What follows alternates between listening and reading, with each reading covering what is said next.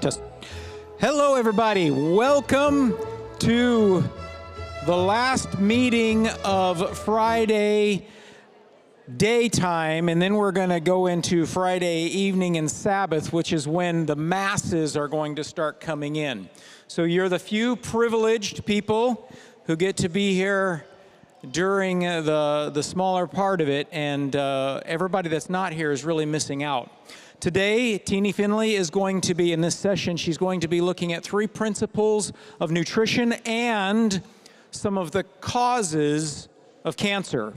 Not ways to treat it or anything like that, some of the causes, how to stay away from it. So, Teeny, I'm going to pray for you, and then we'll turn it over. Father in heaven, touch Teeny's lips, give her the words that you want her to say, and prepare our hearts and minds to hear you speaking through her. In Jesus' name we pray. Amen. Thank you. Teeny Finley. Well, good afternoon. I hope you not only had a good lunch, but a good walk. And so important. Well, welcome again to Secrets to Wellness. We've been studying, if there's anybody new here this afternoon, we'll see if this clicker works here. Think we need, there we go. We're studying the laws of health. And the first one is what class? Water. The importance of water. Drinking at least 2 liters, 8 glasses a day, and even using the benefits of hydrotherapy. And then exercise, making sure that we get good exercise and we're moving every single day. And then love and trust in God. That is so important because love heals, and trusting in God, we have better health. And then lifestyle. Abstemiousness, abstaining from everything that's harmful and using wisely that which is good. And then we have one of my favorites, nutrition. Nutrition. So here are the 8 laws of life, laws of health. Let's look at them and read them together. Again, pure air, sunlight, abstemiousness, rest, exercise, proper diet, the use of water, trust in divine power. These are the true remedies. So there must have been some false remedies out there, and we studied that this morning with the visions that Ellen White had due to the fact that the medical practices were not good in the mid to late 1800s. And so God gave visions to Ellen White on the health message. And this afternoon we're going to be studying some very important things on nutrition, and more than 80% of the chronic diseases, which are the killer diseases that we just went over, heart disease, stroke, cancer, diabetes, all of these, including stroke and dementia, can be avoided with healthy what? Healthy food and a good lifestyle. Now, the Harvard Gazette at Harvard Medical School reports that scientists at the Dana-Farber Cancer Institute have found that the basic cause for age-related health decline is malfunctioning telomeres, okay? So they have found that when the telomeres are shortened, then the life is shortened. So someone says, well, what are telomeres? What are telomeres? Well, telomeres are an essential part of the human cells that affect how our cells age. So we do age, unfortunately, because of sin. We age and we can't stop the aging process, but we can slow it down. So telomeres are just normally shortened as we age, but can also be shortened by stress, by smoking, by obesity, by inactivity, and a poor diet. And so there is a strong connection between the short telomeres and cellular aging. The shorter the telomeres, the shorter the life. The longer the telomeres, the longer life.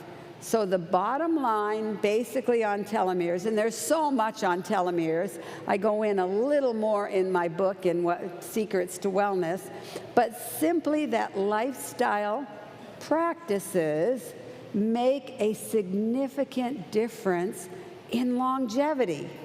And a poor lifestyle or poor lifestyle practices shorten the telomeres. Now, especially, not only for my audiences here, but especially overseas in Africa, India, some of these places, I try to make it very simple, and I simply say, let's think of the telomeres like shoelaces, some shoelaces. And you know, you have those little tips on the ends of the shoelaces, and if those get frayed, what happens? The shoelaces get shorter and shorter, right? And so that you can compare that to the telomeres. And the frayed tips, the DNA strands become damaged and the cells can't do their job. So if you have the shorter telomeres, then you have shorter, that shortens the life. The longer the telomeres, longer the life. Now, telomeres prevent chromosomes from fraying and altering the genetic codes they contain. And this is crucial since genetic material within our cells shortens with age anyway, but they do so much more slowly in those that eat a healthy diet.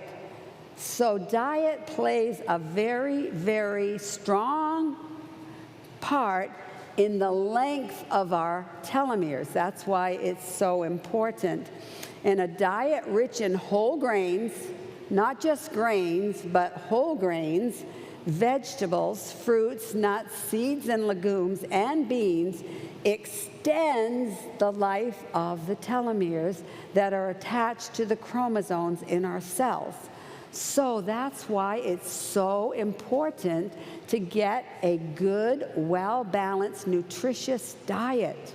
Because today, people are eating junk food. They're not eating plant-based foods a lot, like our mothers told us, you know, make sure you get your fruits and your veggies. Well, that doesn't seem to be happening as much today.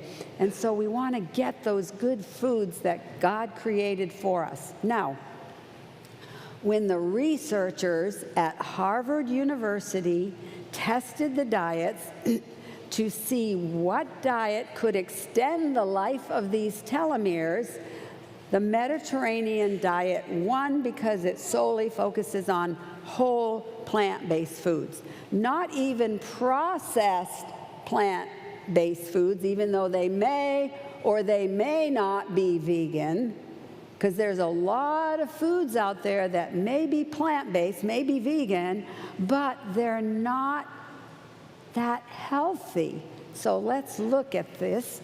There are two different kinds of plant-based diets, basically two kinds. A healthful, whole food plants. That's like these beautiful apples and grapes and bananas and oranges and all those beautiful things that you see. Eaten in their natural state, whole foods are the best to extend the life of these telomeres. And then you have an unhealthful, refined, processed, plant-based food. And unfortunately, there's a lot of not only just processed food, because there's some healthy processed foods. We process our applesauce. We do about 150 quarts of applesauce every year. That's a staple in our home. We used to do about 1,000 when our children were growing up, and we had our evangelistic team living with us.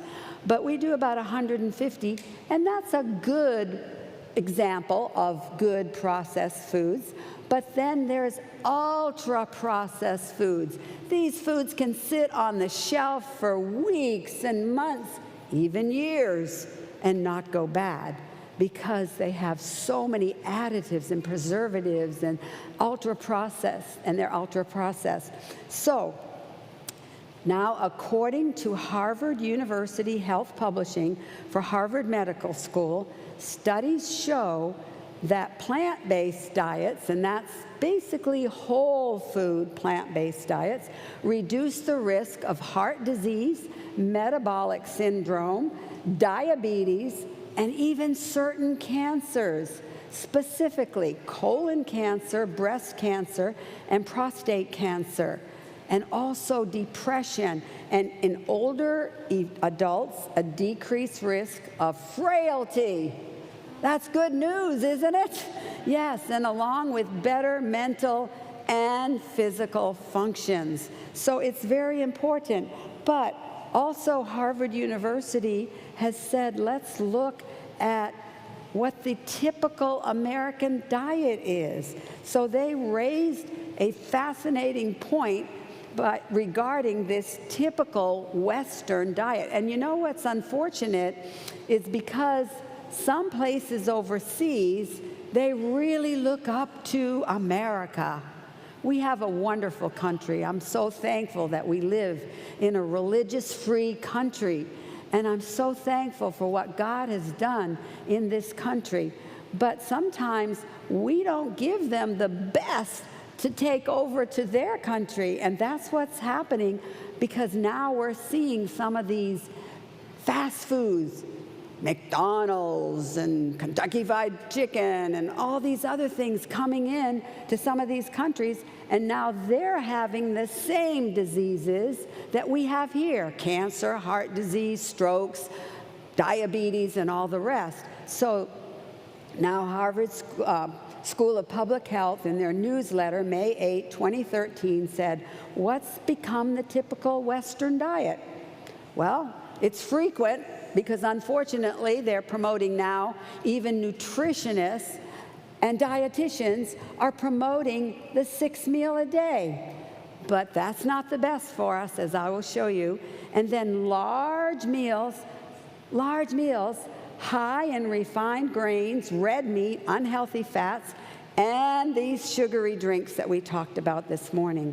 And this plays a very large role in obesity, and obesity can lead to these other chronic diseases. And then they also go on to say that foods that are lacking, now what are the foods that are lacking in the Western diet? They are the whole grains, they are the vegetables, they are the fruits and the nuts.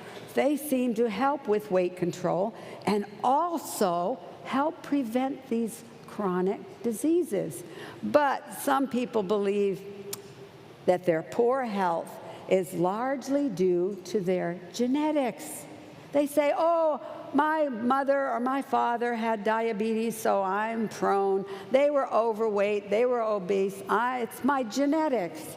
But look what Luigi Fontana, who is an MD, a medical doctor, and the co-director of the Longevity Research Program at Washington University in St. Louis, says this: approximately only 25% of your risk of death is due to genetics. And that's death. That's not even the disease. That's death is due to genetics. How much is left, my friends? 75%.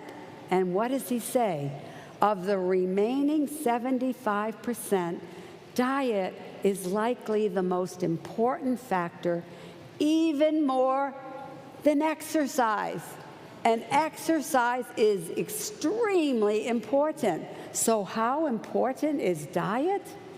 It's extremely, my friends, important. So I think we ought to study nutrition, don't you? Because it is one of the most important laws of health. Nutrition is so important, and good nutrition is essential for good health. We need good nutrition, spells good health. And so let's look at 3 key principles to a healthy, balanced diet. Now, I had to condense this to put this all into 2 programs, but I have it extended in my book, and in our classes we go over carefully each one. But let's just look at 3 principles today, okay? The first principle is to choose the right kind of foods. So what are the right kind of foods? The next is to choose the right time to eat. What's the right time to eat? And the third one is to choose the right amount of food if we want to truly be healthy. So let's go into the first principle. Principle number 1, for good nutrition, choose the right kind of foods. What are the right kinds of foods? Oh, here they are. They are right there in the Bible. Genesis 1:29. Let's all read it together. And God said, see, I have given you every plant yielding seed that is on the face of all the land, and every tree with its seed in its fruit, and you shall have them for food. God gave us the best diet ever. In fact, the Eden diet was a plant-based vegetarian diet. And now, medical researchers have discovered that some foods are protective, actually protective against these killer diseases that we've been talking about that we face in the 21st century. So these foods are protecting you. They're protecting me. And what are the protective foods? Well, they're plant-based foods such as fruits, nuts, and seeds, grains, and vegetables. That's what they are. And population groups who eat a wide variety of these protective foods have a reduced rate of cancer and even heart disease. And that's what we want to do. My goal for you, my friends, is to live longer, healthier, and happier, and try to reduce the risk of these diseases. And well over 200 studies, and even more in the last 25 years, have shown that eating plant-based foods have 50% less cancer. And cancer is on the rise. That's why I'm going to focus on that today. And a plant-based diet was the diet chosen for mankind from the very beginning of creation. And that's the diet we're going to get in heaven as well. That's what we're going to have there. And we really can't improve on the Creator's plan given to us right in the beginning. In fact, it was only after the flood that God even gave human beings permission to eat meat. Before that, God had given no permission, and the world had just become more and more and more corrupt. And although after the flood, clean meats, only clean meats, were a part of the diet, today science proves that God's original plan given at creation is the very best to reduce this risk of these 21st century diseases. And after the flood, almost immediately, the lifespan of human beings was shortened. Here's how shortened it was. You look at Adam. He lived 930 years. That must have been very difficult for Adam, you know, to just know what he had before sin and to live 930 years after sin. Methuselah, the longest living person, was 969 years. And then Noah was 950, but look 7 generations down. And you have Nahor, who's only 148 years, and now that's cut in half because we only live about 70 or 80 years today. So it has shortened, and God tells us why. In fact, Ellen White says in Counsels on Diets and Foods, page 373, he says, He, God, permitted that long-lived race to eat animal food to shorten their sinful lives. And soon after the flood, the race began to rapidly, very rapidly decrease in size and in length of years. So, my friends, really, following God's plan of the biblical diet leads to abundant life, and that's what I want for you, and that's what I want for everyone who attends my classes. I want them to have abundant life, and you can. In fact, we are told that you have so many benefits. Here it is. Grains, fruits, nuts, and vegetables constitute the diet chosen for us by our Creator right from the beginning of creation. And these foods, prepared in a simple and natural manner as possible, are the most healthful and the most nourishing. And look what they're going to do. They impart a strength. You're going to be stronger, my friends. They impart a strength and a power of endurance. And believe me, you need endurance if you're going to run a marathon. Because let me tell you, you're not going to go to the end if you don't have that endurance. And endurance is so important. And a vigor of intellect. You're going to be smarter. And that are not afforded by a more complex and stimulating diet. But someone says, wait a minute, am I getting everything I need? Well, plant-based vegetarian diet contains adequate carbohydrates, protein, vitamins, minerals, healthy fats, and phytochemicals and antioxidants and all the rest. In fact, many people aren't dying because they're just eating, the good foods, but they're dying because they're eating some of the things that God never intended for us to eat. In fact, many die of diseases, Ellen White says, wholly due to meat eating when the real cause is scarcely suspected by themselves or others.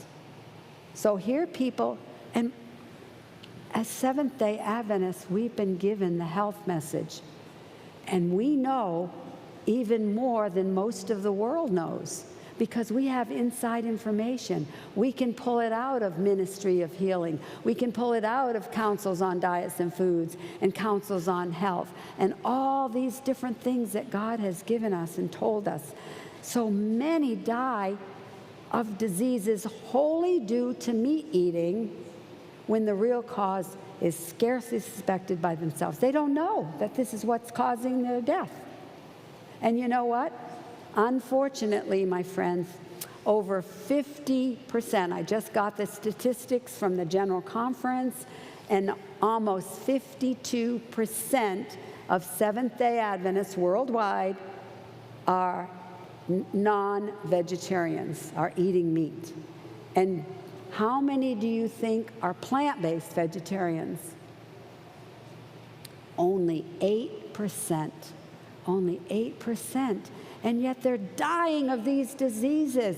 And yet she says, not Ellen White says, God says, I'm going to tell you what you need to tell my people. So these are not Ellen White's words. God showed her in vision these things. And she says, not an ounce of flesh meat should enter our stomachs. The eating of flesh is unnatural, and we are to return to God's original purpose in the creation of man. So she says, this is not natural. God says, I love you. Guess what? I love you so much. I want to tell you these things because this is what's causing not only the disease but death. And then she says, again and again, I've been shown. Oh, whenever I see that, I've been shown. I love it because God showed her. Oh, God, you're so wonderful. You're so kind. You love us and care for us so much. You want us to know. And she says, I was shown that God is trying to lead us back, just step by step, to his original design that man should subsist upon the natural products of the earth. And she says we can do this around the world. She says God has provided the natural ingredients for people to do this around the world. And I've had health programs, cooking schools, all kinds of things around the world, and I see that it is possible to do it. It is. And so the Bible, my friends, and the spirit of prophecy is now being confirmed by science for the health message. It is being confirmed by science, and we know this. So here we have, she says that in the last days, there are going to be others beside Seventh-day Adventists who will accept this diet. So there are going to be others, and there are many. In fact, for Christmas, my husband gave me this book. It's called The Future of Nutrition, and it is by T. Colin Campbell. And I tell you, it has so many wonderful things in there. But the recently published book by T. Colin Campbell points out the scientific evidence of a whole plant-based diet and shares with us some very good insights on why so many people are getting cancer. Dr. Colin Campbell is a scientist. He specializes in nutrition. He's one of the world's leading experts in his field. He's been at the forefront of nutrition research for more than 50 years. His legacy, which is the China study, is the most comprehensive study of health and nutrition ever conducted. And they tell me that it would be very, very difficult to do the China study today, because unfortunately, many of the things that we do here in America have crept over there to China, and they are getting some of these not only ultra-processed foods, but a lot of fast foods, and where they were eating whole grains and other things earlier. So it would be very difficult. But Dr. Campbell is the Professor Emeritus of Nutritional Biochemistry at Cornell University, and he's authored more than 350 research papers. So very, very credible. And if you read his China study book, it is just amazing when he goes into detail. And so I had to take this book, The Future of Nutrition, and kind of make it simple and break it down to just a few little things for you here today. And so, because you see, you can't do the same lecture at every camp meeting, or you can't do the same lecture at every class that I have, even at our retreat center and our School of Evangelism, because your audiences change and your timing changes, and so you have to put together something new, which I had to do for you here today. So I'm just going to summarize this as succinctly and as easily as I can. So we're going to look at two theories in the future of medicine on cancer. And the reason that I chose to do this is because I'm seeing that even some of my friends, my personal close friends, are getting cancer. And I'm seeing that cancer is on the rise. So I want to share with you just two theories on the future of medicine on cancer from Dr. Campbell's book. Number one is the theory called the local theory. This treatment method for cancer is surgery, radiation, and chemotherapy.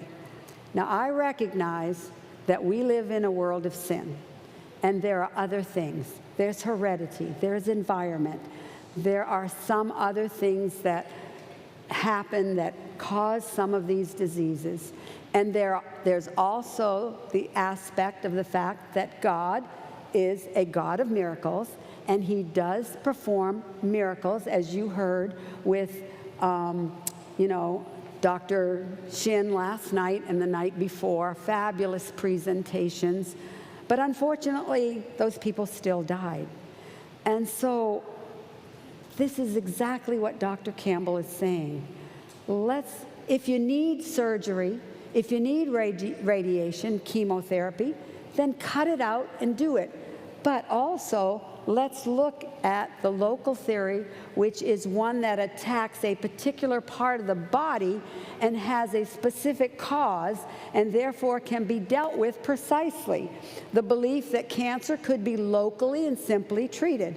This means surgery, radiation, and chemotherapy. So if it's localized and you can cut it out, then cut it out. So he's very balanced. He's saying yes, but let's get to the real cause of what's causing the cancer in the first place. So he comes up with theory number two, the constitutional theory.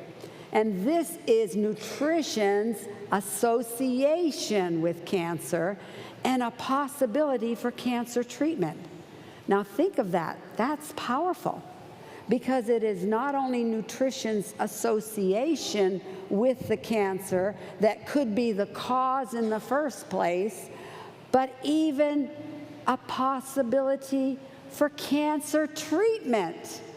Now, that doesn't mean that we never use surgery, radiation, or chemotherapy. But what he is saying is, look, let's get to the bottom of this.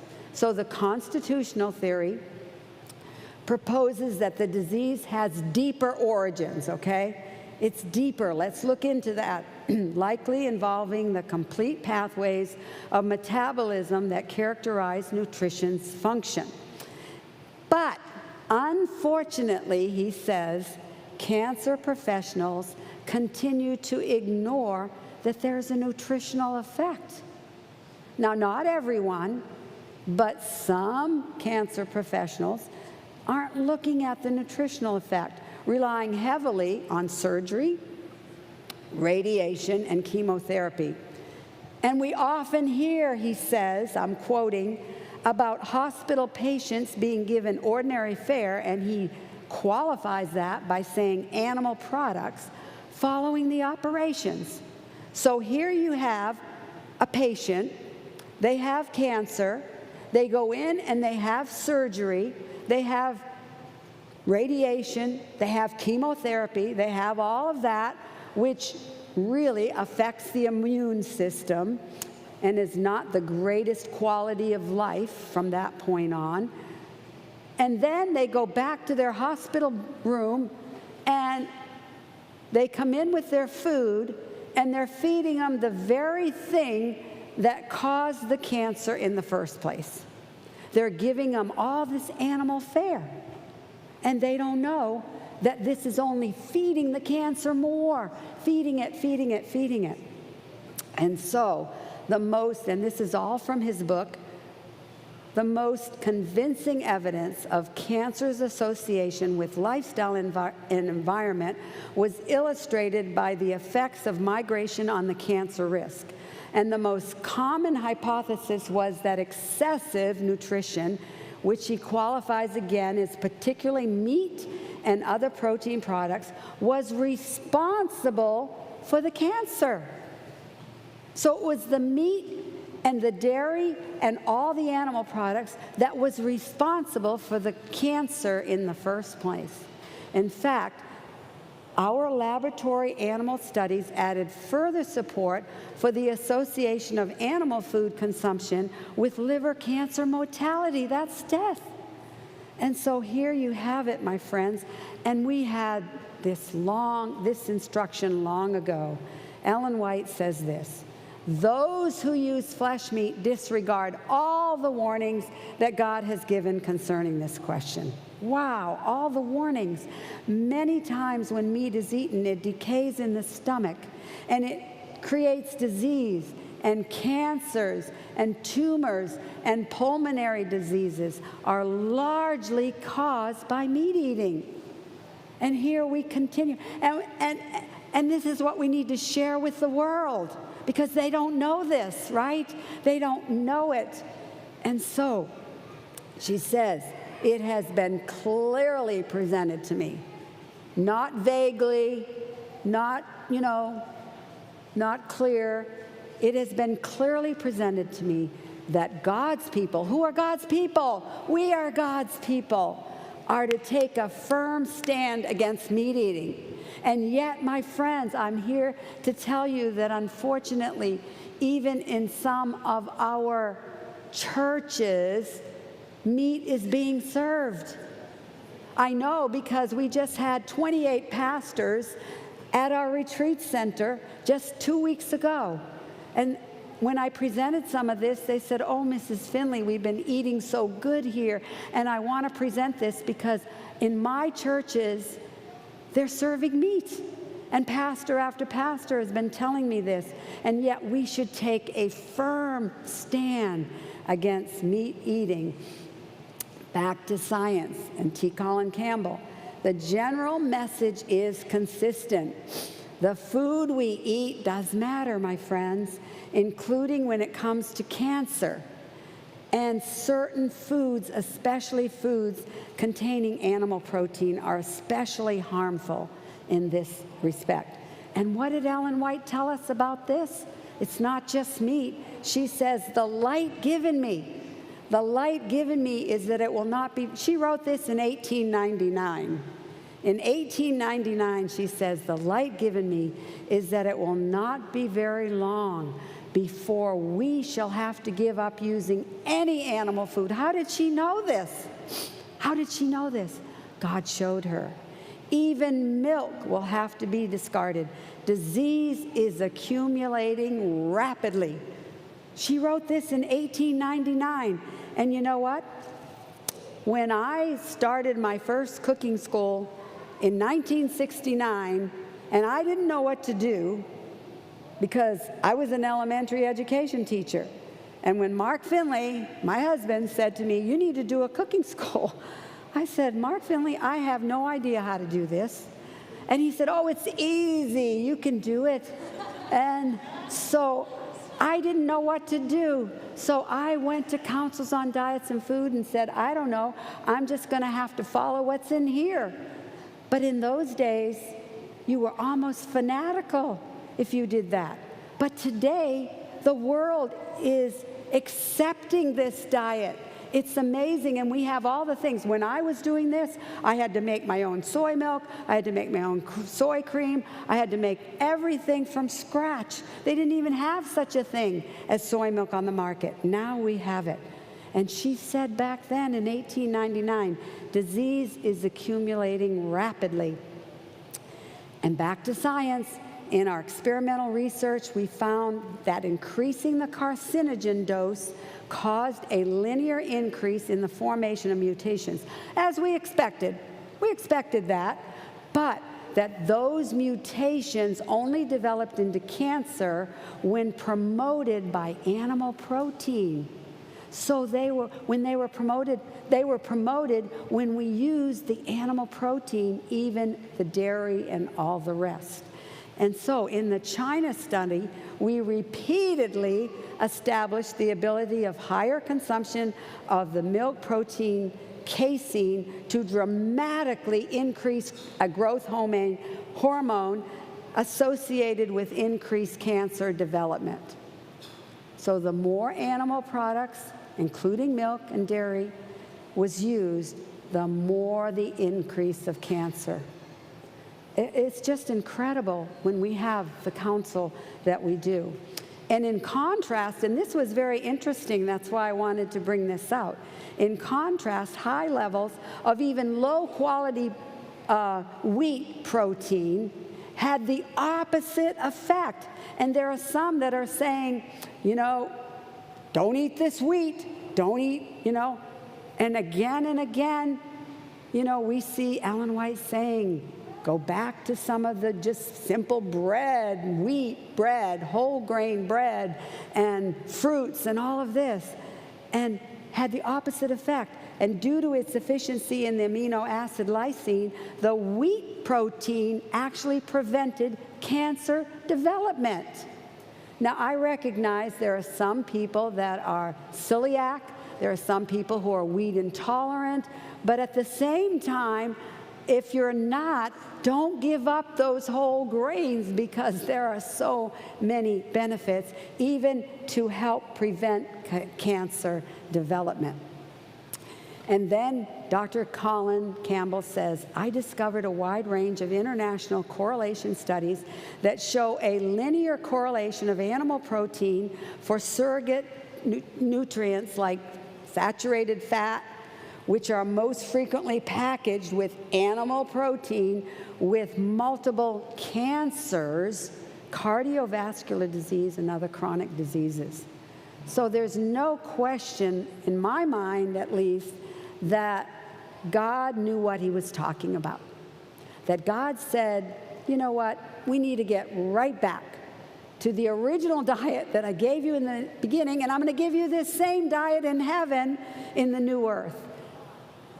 And then malnutrition, characterized by a diet high in animal protein and processed foods, and also low in nutritional plant foods seem to me a far greater threat to human health than even the environmental chemicals.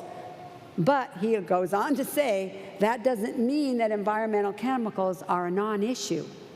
But what he's saying is, look, all these processed foods, all these animal foods are a threat to our human health. They're a threat to our human health.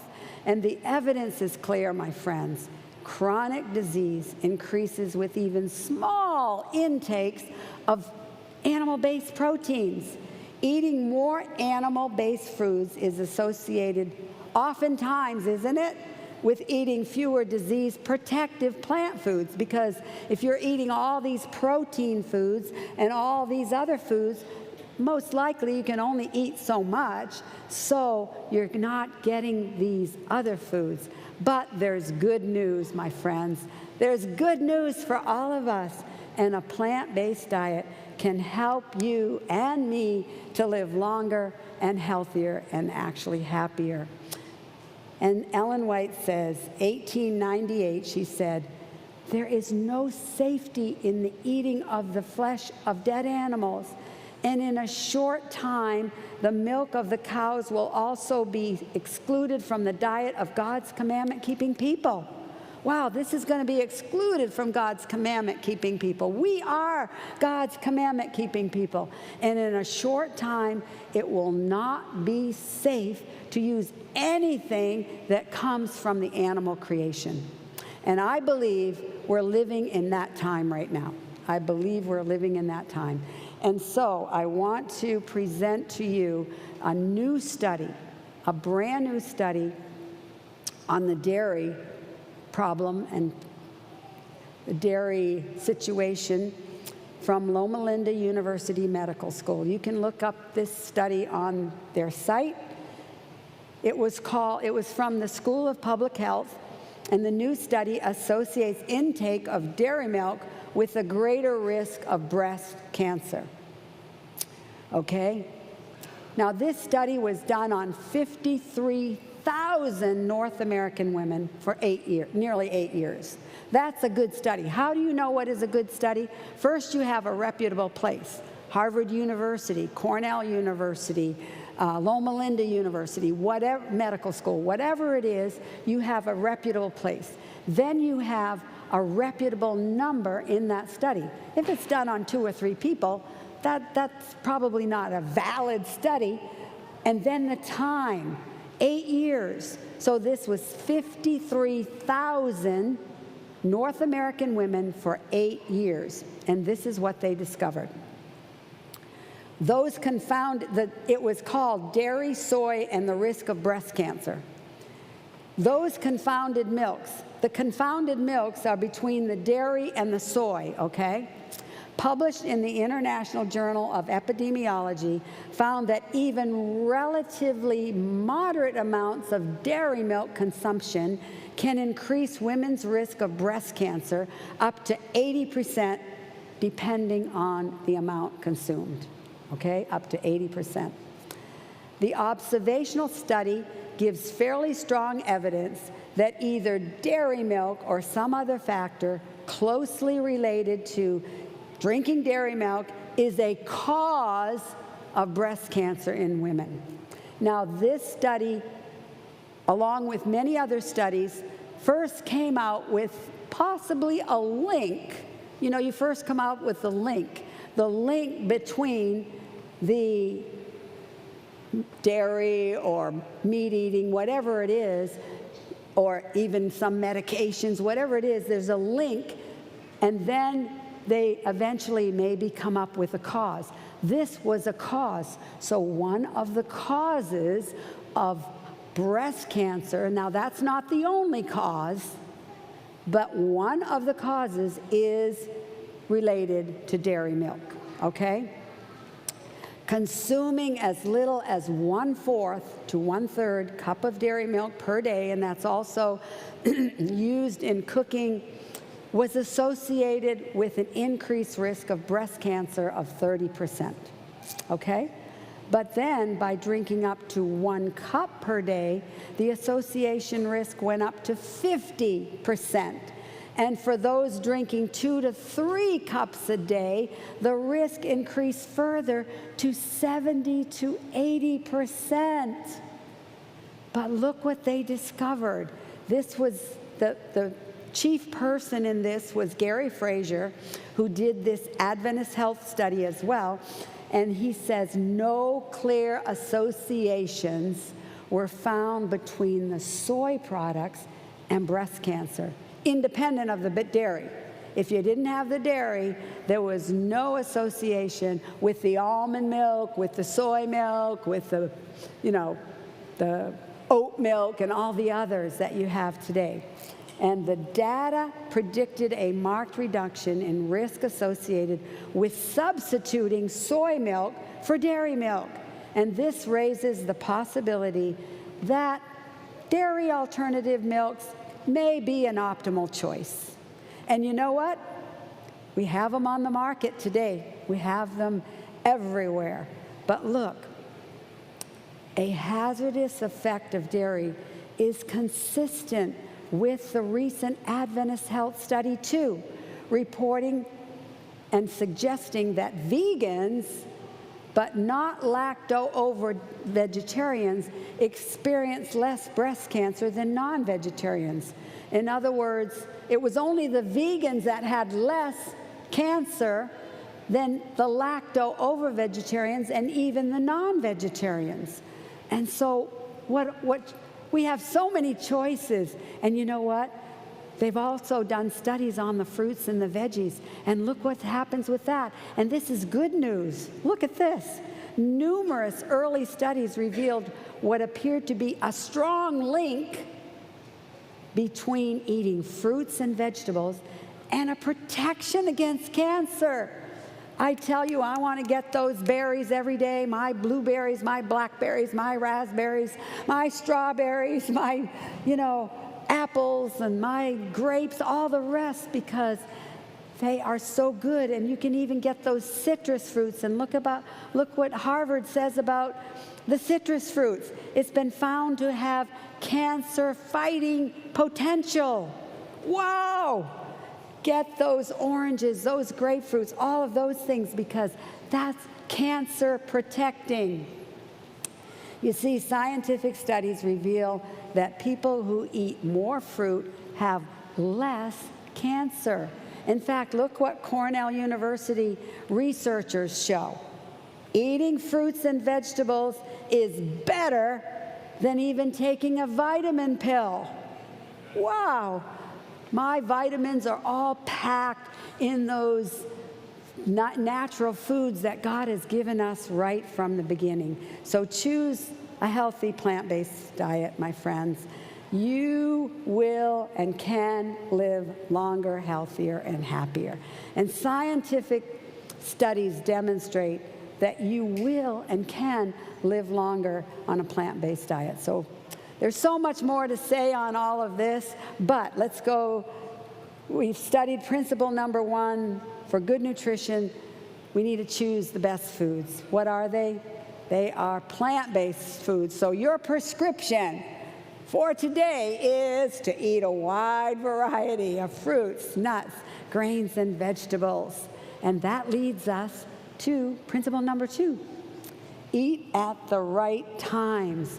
Eat at the right times. What are the right times? Well, scientific evidence has proven that breakfast is the most important meal of the day.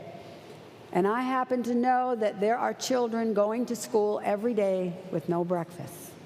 There are people going to work with no breakfast. And yet a new study from Harvard School of Public Health adds to the evidence that eating breakfast is important for good health. So we need a good breakfast. It's really a simple message, my friends. Breakfast is the most important meal of the day. And yet people are skipping breakfast. Other studies have pointed a link between breakfast and obesity, high blood pressure, diabetes, and other health problems seen as precursors to even heart problems, to other problems, all these chronic diseases. So you know what? I want to make sure that my husband gets a good breakfast every day, and so we need to jumpstart the day with a good breakfast. And you know what? That's not just a fake fruit plate. Every day I fix a fruit plate for my husband. In fact, we had some visitors come in, and I did make it a little bigger, but they said, "Oh, you fixed this wonderful fruit plate for us. It's so lovely." I said, "I do that every day for my husband. I always make sure he has his berries or grapes or some kind of fruits every single day." And guess what? Plant-based vegetarians have plenty of things for a healthy breakfast choice. You can have these good, in my cookbook I have plant-based whole banana pancakes. I have oatmeal pancakes, blueberry pancakes, waffles. We have cobblers. We have granolas, all these things. There are so many choices. In fact, when our pastors and others come to our health retreat center, I tell you, they can't believe how many good foods that they are getting for breakfast. And so it's wonderful. Well, what about meal frequency and how it's related to health and disease? Well, it's as simple as this. We should establish regular meal times and eat only 2 to 3 meals with nothing between. Wow. That may be a new concept for some, but we need to allow time between our meals to give the body the opportunity to properly digest the food from the previous meal. In fact, Ellen White says this: 5 hours at least should elapse between each meal. And bear in mind that if you'd give it a trial, you'd find that even 2 meals are better than 3. And now science is proving that. Luigi Fontana, again the physician and co-director of the longevity research, says fasting for as little as 16 hours could improve some health measures and even counteract disease processes. And you know what? That is intermittent fasting. And there's a big thing on intermittent fasting right now. I have a whole section on that, but I couldn't get it all in the time I have. But intermittent fasting is that if you skip that, if you eat a good breakfast and eat a good dinner in the middle of the day, say 1 o'clock, 1:30, whatever, and then you skip the supper meal and go to breakfast, that's that 16 to 18 hour intermittent fasting, and you are going to counteract those diseases, he says. And so 2 meals a day with 5 hours in between, and meal including a good, substantial, hearty, healthy breakfast and a well-balanced, nutritious dinner. But she also leaves room for those who need 3 meals. She says the practice of eating but 2 meals is generally found a benefit to health, yet under some circumstances, persons may require a 3rd meal as well. So but no more than 3 meals. She says not even an apple in between. Because what happens? The digestive processes just, they just get slowed down, and now you got to digest that food, and then you put some more food, and then you got to digest that food. And so it's just kind of a vicious circle. She says, in most cases, 2 meals a day are preferable to 3. Supper, when taken at an early hour, interferes with the digestion of the previous meal. And when taken later, it is not itself digested before bedtime. And then she says, thus the stomach fails of securing proper rest. The sleep is disturbed, and the brain and the nerves are wearied, and the appetite even for breakfast is impaired, and the whole system is unrefreshed and is unready for the day's duties. And so the 2 meal a day can be done very nicely, and even if you eat some simple things in supper, she says the Zwieback is the very best. Crackers. So at our retreat center, we serve 3 meals, but we serve it at 8 o'clock and then again at 8:15, depending on whether the group wants 8 or 8:15, and then 1 o'clock or 1:15, and then around 6 o'clock, so we have 6:15, so that we have that 5-hour span. And then we serve crackers and zwieback and just some simple jams made out of apricots, and just something simple in the evening, and some fruit, because that fruit is going to digest very quickly, in less than an hour even. And so something light in the evening. So, my friends, make sure you get that good breakfast. And then the last principle is eat the right amount of food. How in the world, Mrs. Finley, do you know what is the right amount of food? No, I don't. I don't know what's the right amount for you. I only know the right amount for me. So you eat enough. Here's the principle. You eat enough to maintain your ideal body weight. You find out what your ideal body weight should be, and you eat enough to maintain that. And so if you're gaining or losing weight, it's all about calorie intake and burning up those calories. So here's the principle, as simple as this. If you are gaining weight, you're probably eating too much. And if you're losing weight, you're probably not eating enough. So you want to maintain your ideal weight. That is the key. That's the key, my friends. Just try to, because obesity, actually almost 70% of Americans are overweight or obese, and you want to try to get your weight under control. And so these are the 3 principles. Eat the right kinds of foods. God's original diet: fruits, nuts, grains, seeds, and vegetables. And then eat at the right times. Have a regular schedule, eat a big breakfast, eat another good, substantial, nutritious dinner, and then a light supper, and nothing in between. That's the very best to maintain health. And then eating enough food to maintain our ideal weight. Well, that's on nutrition, but we better move on here with environment and the air. Our environment plays a major role in our well-being. Human beings were made to be outside in the fresh air and sunshine, but what's happening? The truth is that we've become indoor zombies, my friends. Too many people in this generation are not getting the benefit of being outdoors. We sit in front of our computers, smartphones, tablets, and TVs, and this kind of lifestyle increases the risk of sickness and disease. You see, God intended for us to be out in a garden. He put our first parents in a garden, and there's healing power in nature. It is God's physician. Look at this. Nature is God's physician. The pure air, the glad sunshine, the beautiful flowers and trees, the orchards and vineyards, and outdoor exercise. Amid these surroundings are health-giving and life-giving. So our environment is vital to our health. It's either health restoring or it can be health destroying. And fresh outdoor air, my friends, has wonderful power to build your immune system and assist in the body's healing process. So perfect health depends on perfect circulation. So take those deep breaths, my friends, and get out among the trees, breathing deeply, expanding those lungs, and walk out among the trees, because trees purify the air.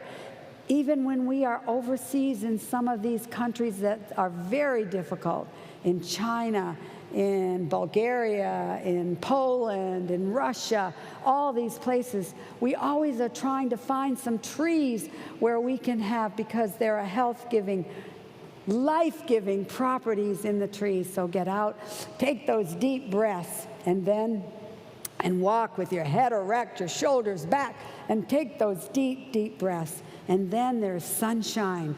Sunlight is crucial for our overall health. So let's look at some benefits of sunshine.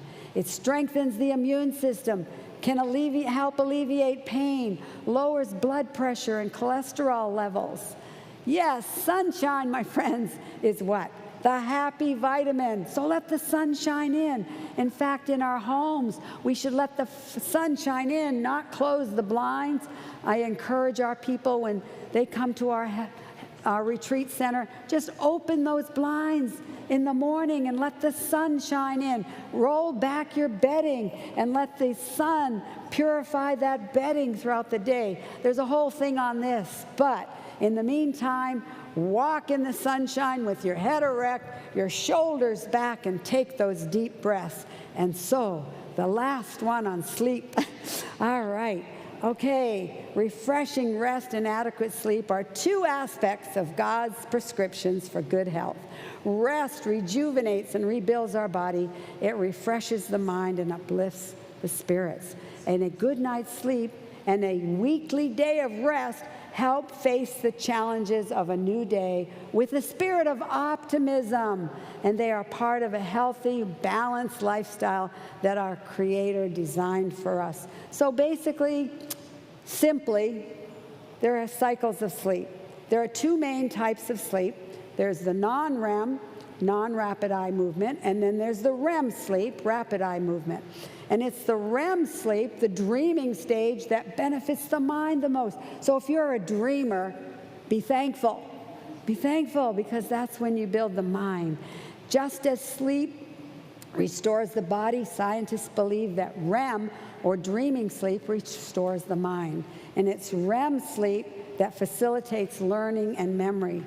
And when we only sleep just a few hours, there's not enough time to enter that REM sleep, or the last stage.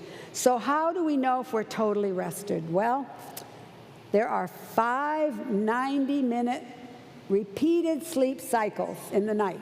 There are 90-minute cycles. So we need a total of 7.5 hours. Why? Because if you take 5 times 90, that's 450, divide it by 60 minutes in an hour, that's 7.5 hours. And that's what most people need. How much sleep do we need? Studies were done, and the majority needed at least 7.5 to even 8.5, and a minority could get along at 6.5 to 7.5, and another minority may need a little more, but most of it was between 7.5 and 8 hours of sleep. How do you know if you're sleep deprived? If you're sleeping when you're driving in the car, you're probably sleep deprived. If you're sleeping in my meeting right now, you're probably sleep deprived, okay? And so over time, continual sleep deprivation raises the risk of a number of these chronic diseases, these health problems, obesity, diabetes, high blood pressure, and even heart disease. So we need daily sleep, and we need weekly rest. And I present the weekly rest to my non-Adventist friends that are coming to our health meetings, and they are amazed. Our loving Creator has built into the very structure of our being a biological clock. Do you know that there's a 7-day cycle built into the very fabric of our being? And this is why our loving Creator has given us the 7th-day Sabbath. The Sabbath provides an opportunity for restoration, for rest, for both mind and body. When the Sabbath comes tonight, isn't it wonderful? It is wonderful. Yes, God's Sabbath rest is heaven's defense against unending work. So God's way, my friends, God's way is the best way. And these secrets to wellness that we've been studying are not complicated formulas for health. They're not even expensive prescriptions or complex medical treatments.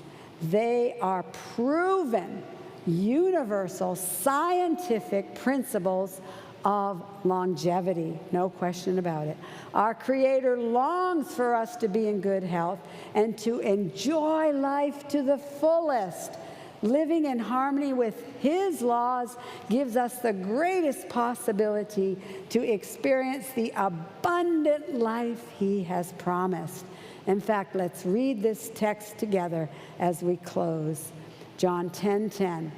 I have come that they may have life and that they may have it more abundantly.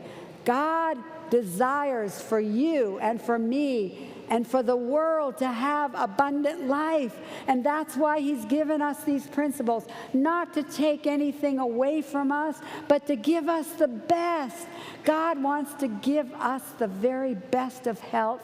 He wants to give us a long, productive, healthy life so that we can one day appreciate the new life that he's going to give us in the new earth. And so by following God's health assurance, these aren't insurance plans, these are assurance plans, we can increase our possibility of living healthier and longer lives. And so, my friends, God's way is the best way. So choose God's way, my friends, because I know it is the best way. So may God bless you as you choose God's way, because it's always the best way.